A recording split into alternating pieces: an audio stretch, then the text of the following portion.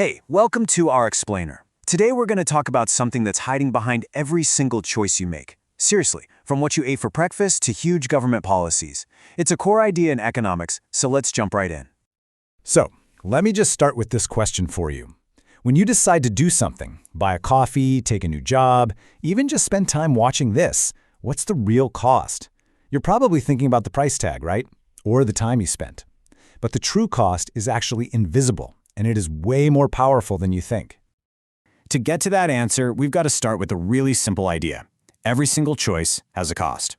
And the key here, the thing that unlocks so much of economic thinking, is realizing that the most important costs aren't about what you get, but what you have to give up.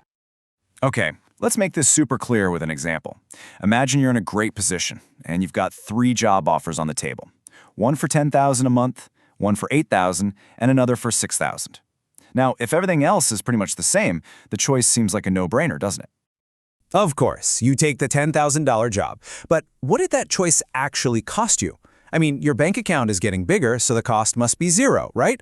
Nope. In economics, the cost is the next best alternative you didn't choose. So in this case, the opportunity cost wasn't the $6,000 job, and it wasn't both of them combined. It was the single best option you said no to, that $8,000 a month job. That's the real cost. And that brings us to our first big definition of the day, opportunity cost. It's simply the value of the next best alternative you give up whenever you make a choice. It's the what if, right? It's the road not taken, but with a price tag on it. And honestly, this concept is the bedrock of all economic thinking. Okay, so that makes sense for a personal decision, right? But what happens when we scale this idea way up? Now we're going to see how that exact same logic applies not just to you and your job offer, but to an entire country's economy. You know, just like you have a limited amount of time in a day and money in your wallet, a country has a limited amount of resources. We're talking a finite number of workers, factories, land, and raw materials. A country just can't produce everything its citizens want. It has to choose, and every single one of those choices has an opportunity cost. The fancy term for this changing sacrifice is marginal opportunity cost. The key word there is marginal. It's not the total cost we're talking about, but the specific cost of producing just one more unit of something. It's the cost right there at the edge, at the margin. And understanding this is the key to understanding that bowed-out shape. Okay, let's get into the data. This table shows a simple little economy that makes 2 things, good X and good Y. Each row from A down to F is a different efficient combination it can produce. And you'll see that last column for MRT, the marginal rate of transformation. Don't get hung up on the name. That's just the technical term for the marginal opportunity cost we're about to calculate. Let's walk through it. Let's start up at combination A. Right now, the economy is making 0 of good X and 15 of good Y. Now, let's say we want to produce our very first unit of good X. To do that, we shift our resources and move to combination B. We gain 1X, but look, we had to give up 1Y to get it. So the marginal opportunity cost of that first unit of good X is exactly 1 unit of good Y. Simple enough. But hang on, look what happens when we decide we want a second unit of good X, moving from B to C. We gain 1 more unit of X, which is what we wanted, but this time our production of good Y drops from 14 all the way down to 12. We had to sacrifice 2 units of Y this time. The cost of producing just 1 more has already doubled. And if you follow the pattern, it becomes impossible to ignore. As we keep trying to make 1 more unit of X, the sacrifice just gets steeper and steeper. The third unit of X costs us 3 units of Y. The fourth costs 4Y. And that 5th unit of X, it costs a staggering 5 units of Y. The marginal opportunity cost is clearly, undeniably, increasing.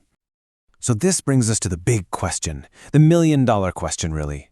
We can see it in the numbers plain as day, but why? Why is this happening? Why does each extra unit of good X get more and more expensive to make, in terms of the good Y we have to give up?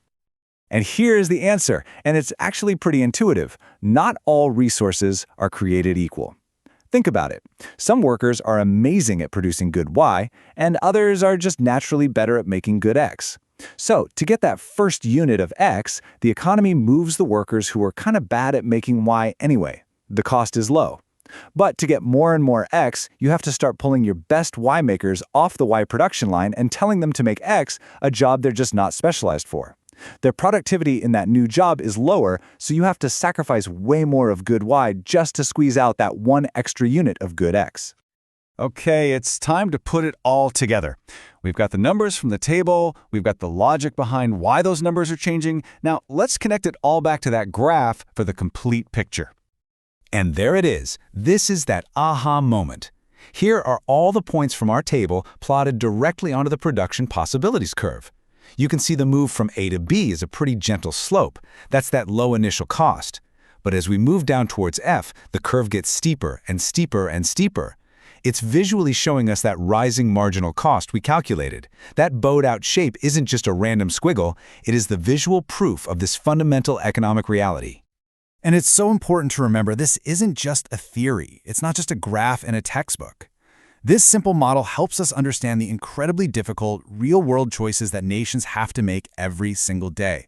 The trade-offs between, say, protecting the environment versus growing industry, or spending more on healthcare versus spending more on defense. At its core, every major policy debate is really a debate about where we should be on this curve.